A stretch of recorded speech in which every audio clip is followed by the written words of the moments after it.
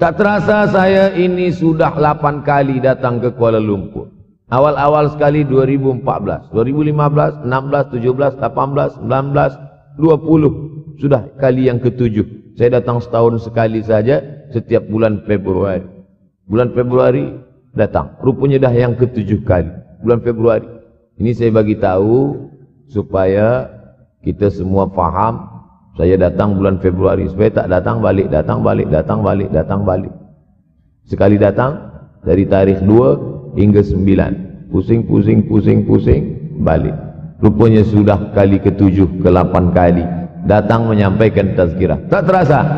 Dulu saya datang kemari belajar di UKM tahun 2003. Sekarang sudah 2020. 17 tahun. Tak terasa. Yataqarabuz zaman. Tanda-tanda kiamat, fitnah akhir zaman sudah dekat adalah yataqarabuz zaman, kata Nabi SAW. Waktu tak terasa. Tak terasa. Tak terasa dah engkau dah datang. Tak terasa waktu begitu cepat engkau sudah datang saja nak menagih hutang. Orang berhutang ni pun rupanya tak terasa juga orang datang. Yang memberi pinjaman pula terasa lama betul. Apakah beza antara 5 minit dulu dengan 5 minit sekarang? Sama. Apakah beza antara 24 hours, 24 jam dulu dengan 24 jam zaman Nabi dengan 24 jam zaman sekarang? Sama. Tak ada beza. Mataharinya sama, bulannya sama, buminya sama. Yang berkeliling mengelilingi matahari sama. Apa yang membuat berbeza? Apa yang membuat zaman itu yataqarabuz zaman?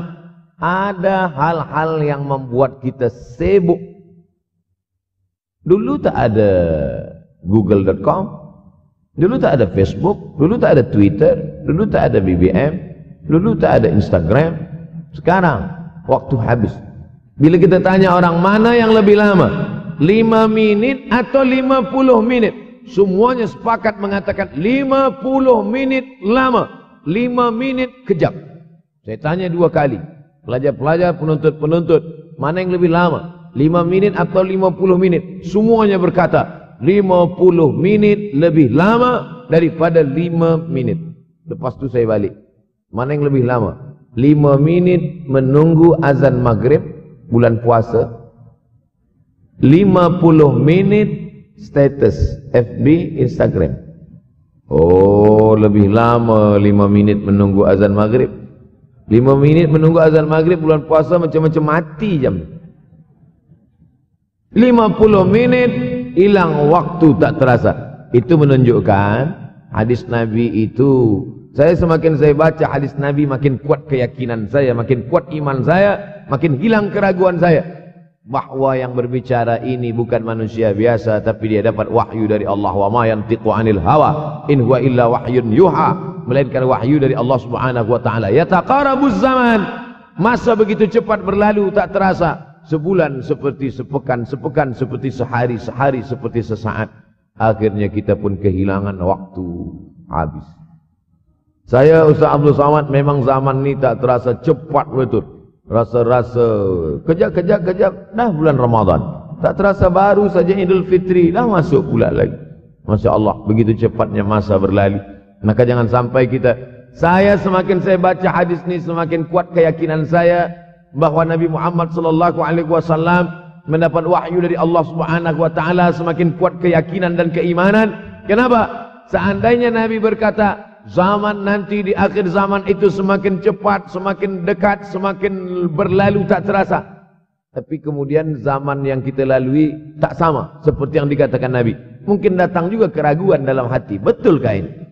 Tapi ternyata 1441 tahun lampau, 1440 tahun yang lalu Nabi mengatakan, dan hari ini terbukti zaman begitu cepat berlalu. Masya Allah, tabarakallah. Hari inilah ditemukan internet, hari ini datang television, hari ini datang WhatsApp, hari ini datang yang melalaikan kita daripada Allah Subhanahu wa taala. Sehingga waktu datang sembang-sembang, cerita-cerita, tengok ini, update ini, tulis ini, tengok ini, pandang ini. Habis waktu berlalu. Padahal waktu inilah yang akan ditanya oleh Allah Subhanahu wa taala. 6 kali Allah bersumpah demi waktu. Terbit fajar. Wal fajri wa layalin nashr. Masuk waktu subuh. Was subhi idza tanaffas. Masuk waktu duha. Wadduha wal-laili idza saja. Masuk waktu siang. Wan nahari idza tajalla. Masuk waktu asar. Wal asri innal insana lafi khusr. Masuk waktu malam. Dua kali Allah bersumpah demi waktu malam. Wal-laili idza saja. Wal-laili idza yaghsha. Kenapa hadis ini yang Ustaz bahaskan? Kami nak mendengar hadis tentang Dajjal dah lahir atau belum? Dajjal dah hadir. Mana bukti Dajjal dah hadir? Kurma bisan tidak lagi berbuah. Bila kurma bisan tidak berbuah, Dajjal dah nak datang. Kurma bisan sekarang sudah berkurang, tak berbuah. Lalu kemudian apa lagi? Ain Zuhar, mata air dari Ain Zuhar sudah kering. Sudah kering. Oleh sebab itu, tapi manakala dulu datang Habib Umar bin Hafiz, saya hadir majelis itu, adalah seorang bertanya, Habib, ya, Imam Mahdi dah lahir atau belum? Saya tengok, Habib menjawab, sepertinya dia macam tak suka pertanyaan. Kata dia, kita tak perlu mencari-cari dia dah lahir atau belum, kampung dia di mana, dia lahir di hospital mana, dia tak perlu. Yang perlu kita siapkan adalah iman dan takwa pengetahuan kita, supaya kita jangan sampai terkecoh, supaya kita boleh membezakan mana hak, mana batil, mana betul, mana salah, mana lurus, mana bengkok, mana hitam, mana putih. Sehingga dengan istiqomahnya kita beribadah ini, kita boleh membezakan mana Al-Masih yang original, yang asli, mana Al-Masih Ad-Dajjal. Makanya tadi sebelum salam kita berkata, Allahumma inni a'udzubika min azabi jahannam wa min azabil qabri wa min fitnatil mahya wal mamat wa min syarri fitnatil masihid dajjal. Membaca, menghafaz 10 ayat di awal surah Al-Kahfi. Siapa yang menghafaz 10 awal ayat, hadis lain mengatakan 10 akhir, 10 awal 10 akhir, elok dua-duanya. Tapi Masya Allah, tabarakallah, anak-anak kita yang pakai jubah, pakai sorban putih ini, daripada tahfiz Quran, mereka tidak hanya menghafaz 10 awal 10 ujung, dari awal sampai ujung dia hafaz. 30 juzuk dia hafaz. Mudah-mudahan anak-anak kita penghafaz Al-Quran. Allahumma ja'al abna'ana wa banatina min huffazil Quran wal hafizat. Jadikan anak-anak kami menjadi para penghafaz Al-Quran, ya Allah, supaya selamat dia daripada fitnah Al-Masih Ad-Dajjal. Tapi saya pilihkan hadis tentang yang 5 ini. Dengan 5 ini kalau kita amalkan, insya Allah Allah akan selamatkan kita dari fitnah akhir zaman ini. Yang pertama, manfaatkan waktu, kerana waktu di akhir zaman ini yataqarabuz zaman. Kerana waktu semakin dekat tak terasa, hilang, berlalu. Maka isilah waktu ini dengan ibadah. Jangan sampai ada waktu yang kosong. Duduk sejenak kosong berselawat. Allahumma salli ala sayyidina Muhammad wa ala ali sayyidina Muhammad. Allahumma salli ala sayyidina Muhammad wa ala ali sayyidina Muhammad. Sempat-sempatkan ambil wuduk, solat duha walau 2 rakaat. Sempat-sempatkan sebelum tidur malam solat witir 3 rakaat, supaya tidur kita sentiasa dalam wuduk dan kita sempat solat witir. Andai mati kita malam itu, insyaallah mati dalam keadaan husnul khatimah. Usolli sunnatal witri 3 rakaatin lillahi ta'ala. Nanti malam jaga tidak witir lagi, hanya tahajud saja. Sempat-sempatkan solat tahajud. Elok amat sangat baik solat wuduk 2 rakaat. Usolli sunnatal wudu raka'ataini lillahi ta'ala. Selepas solat wudu, solat sunat taubat. Usolli sunnatat taubat raka'ataini lillahi ta'ala. Selepas solat sunat taubat, solat sunat hajat. Usolli sunnatal hajat. Selepas itu barulah solat sunat tahajud 8 rakaat. Nak tambah lagi 10, 12, 14, elok, tak salah, karena dia tiada batasan. Adakah sahabat Nabi yang melakukan ini? Ada. Qatadah bin Nu'man, dari selepas Isya sampai azan subuh. Imam Ahmad bin Hanbal, dari selepas Isya sampai azan subuh. Bahkan mereka menghatamkan Al-Quran dalam tahajud mereka. Maka bahkan ada imam yang disebut dengan As-Sajjad, kerana banyak sujud kepada Allah Subhanahu wa ta'ala. Kerana akhir zaman ini godaan begitu besar. Dulu orang tengah malam tahajud, jam 2 malam, jam 3 malam dia bangun.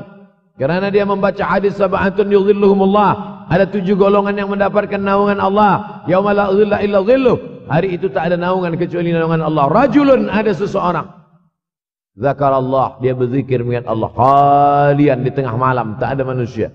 Fafadat ainahu, menetes air mata. Maka yang pertama ini, jangan sampai kita kehilangan waktu. Kerana waktu, al-waktu kasaif. Waktu ini seperti pedang. illam taqta'hu qata'aka. Kalau tidak kau patahkan dia, kalau kau dapat pedang, patahkan. Sebab kalau tidak kau patahkan, dia yang akan memotong engkau, mematahkan tulang-tulang engkau.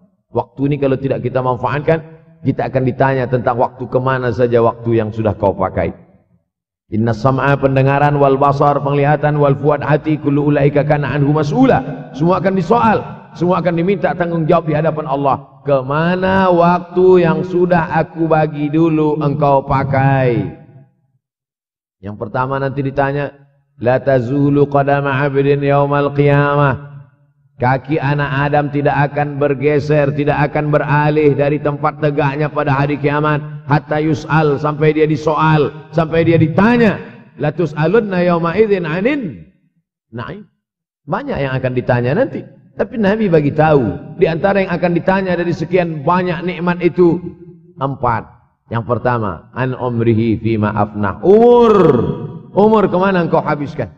Hari ini ada anak-anak muda belia umurnya 17 tahun. 17 tahun habis menghafaz Al-Quran.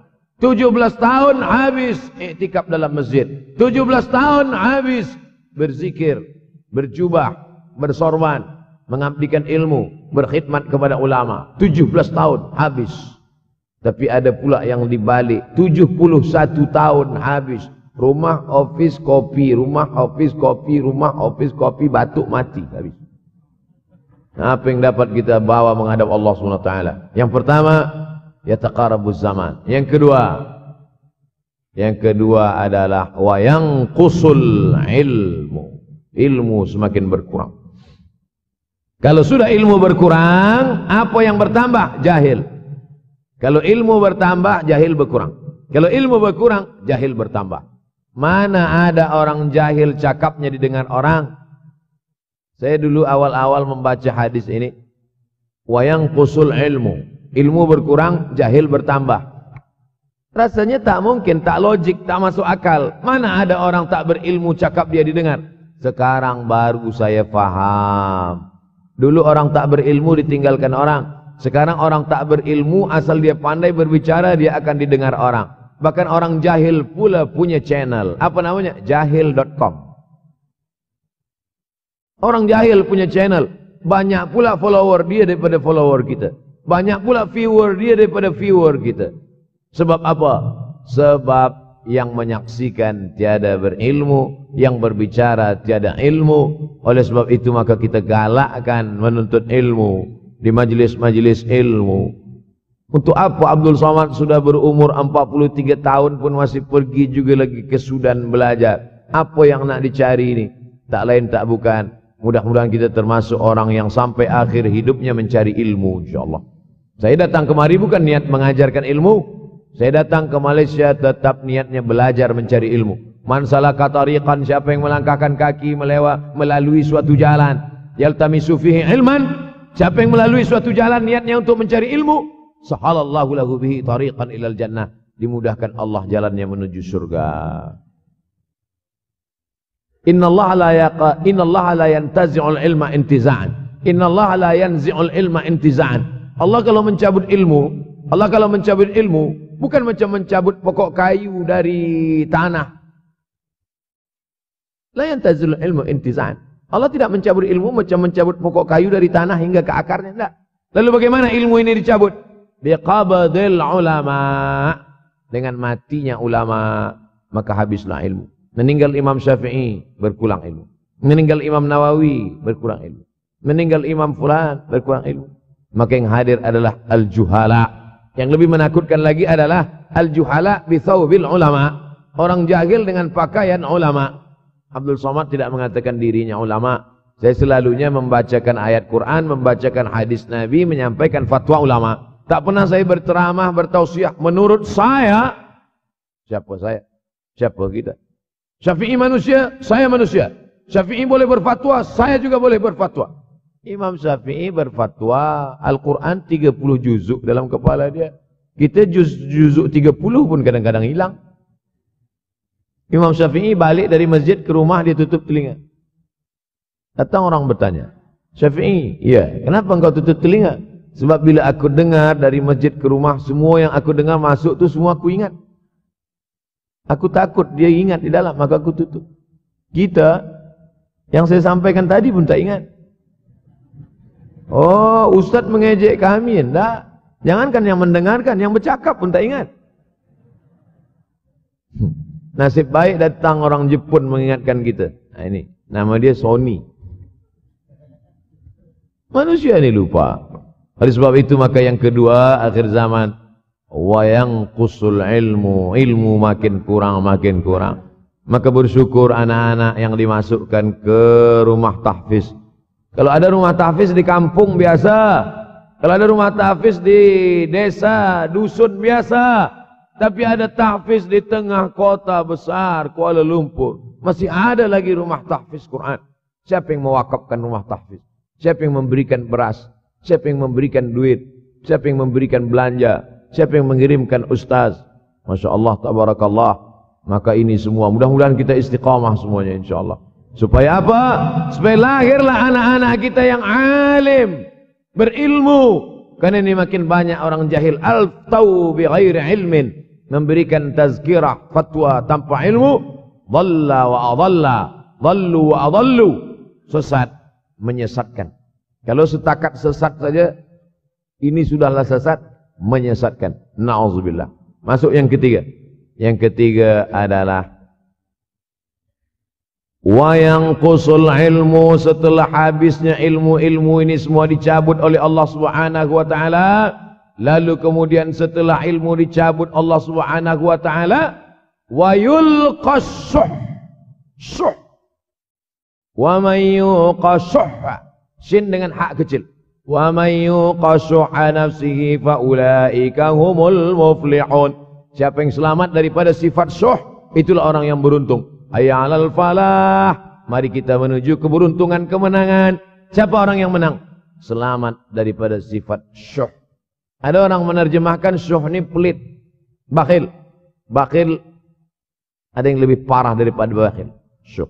Bakhil ini, bakhil tidak ingin memberikan uangnya untuk orang lain. Itu bakhil. Dia ada uang 10 ringgit. Uang itu hanya dia makan saja. Dia tak mau walaupun setengah sen kepada orang lain. Itu namanya bakhil. Kalau syuh ini, duit dia simpan, duit orang pula dia makan. Nah, itu syuh. Jadi lebih parah lagi. Oleh sebab itu kalau sudah ilmu ini dicabut, orang menjadi jahil, maka datang penyakit syuh yang ketiga. Apa itu syuh? Hubbud dunya, hubbul mal, wa tuhibbul mala hubban jamma. Engkau sayang kepada harta amat sangat sayang. Dia pegang semuanya sampai tak meleleh, tak menetes walaupun satu tetes. Akhirnya mereka inilah pendusta-pendusta agama. Ara'aital ladzi yukadzibu biddin. Tahukah kamu siapa itu yang mendustakan agama? Fadzalikal ladzi yad'ul yatim. Mereka itulah yang membiarkan anak yatim. Wala yahuddu ala ta'amil miskin. Dia tidak mempedulikan makanan orang miskin. Sebab apa? Bukan sebab tak ada harta, sebab syuh. Kenapa syuh?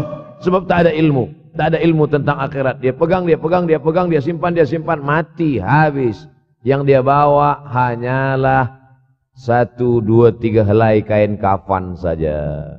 Itulah mengapa Sultan Turki, Sultan Muhammad Al-Fatih, Sultan Abdul Hamid, coba tengok gambar Sultan Muhammad Al-Fatih, Sultan Abdul Hamid Turki dulu. Sorban dia besar-besar. Saya dulu terkejut, lama saya tengok, kenapa sorban orang Turki ini besar-besar? Lama-lama saya baca, rupanya sorban orang Turki itu kain kafan. Tuan-tuan, balik dari sini, beli kain kafan 2 meter, ikatkan kepala, bawa sembahyang, supaya ingat mati. Bolehkah menyiapkan kain kafan? Baca kitab Tambihul Mughtarrin, peringatan bagi orang-orang yang tertipu. Di situ ditunjukkan banyak ulama, bahkan mereka menggali tanah di dalam rumahnya. Malam-malam dia tahajud, selepas tahajud dia duduk di dalam tanah itu supaya terasa bagaimana rasanya mati. Gali tanah 2 meter, masuk ke dalam. Tapi kalau nak buat itu kita saja dengan Allah. Jangan pula, banyak juga orang sekarang udah gali tanah masuk ke dalam, streaming pula. Hai guys, Nak rasakan mata, mana boleh terasa. Kita saja masuk ke dalam. Rasakan macam mana rasa. Sebab kalau cakap saja, marilah kita ingat mati, takutlah kita pada mati. Kita tak tahu bagaimana rasa mati. Kalau nak merasakan bagaimana rasa mati, nanti kalau ada orang mati meninggal dunia, masuk kita ke dalam. Kita sambut jenazah, kita letakkan, kita duduk, rasakan. Ketika Fatimah meninggal, Fatimah mak Sayyidina Ali meninggal, Nabi masuk ke liang lahat. Masuk Nabi ke liang lahat. Nabi berdoa di dalam. Ketika Utsman bin Maz'un meninggal, Nabi masuk ke dalam. Nabi pegang jenazah Utsman bin Maz'un. Meleleh air mata Nabi turun ke misai, turun ke janggutnya, turun menetes sampai ke bawah. Merasakan bagaimana rasanya di dalam. Dulu saya pernah berjumpa dengan seorang pemuda. Telinga dia pakai anting subang. Lalu kemudian saya tengok banyak tato dia. Saya tanya, macam mana cerita awak bertaubat dulu? Mak saya meninggal, Ustaz Abdul Somad. Lepas tu saya tegak di tepi kubur. Macam ada yang menolak saya dari belakang, masuk saya ke dalam. Masuk itulah terasa sejuk di kaki. Datang rasa takut saya. Makanya kalau ada orang yang sudah kita bagi tazkirah, bagi nasihat tak juga, nanti ada orang meninggal, bawa dia agak dekat, senggolkan sikit, jatuh. Gitu caranya supaya kita terasa mati ini. Supaya apa? Hilangkan penyakit syuh, cinta harta, takut mati, dan membuat kita menjadi bakhil, pelit,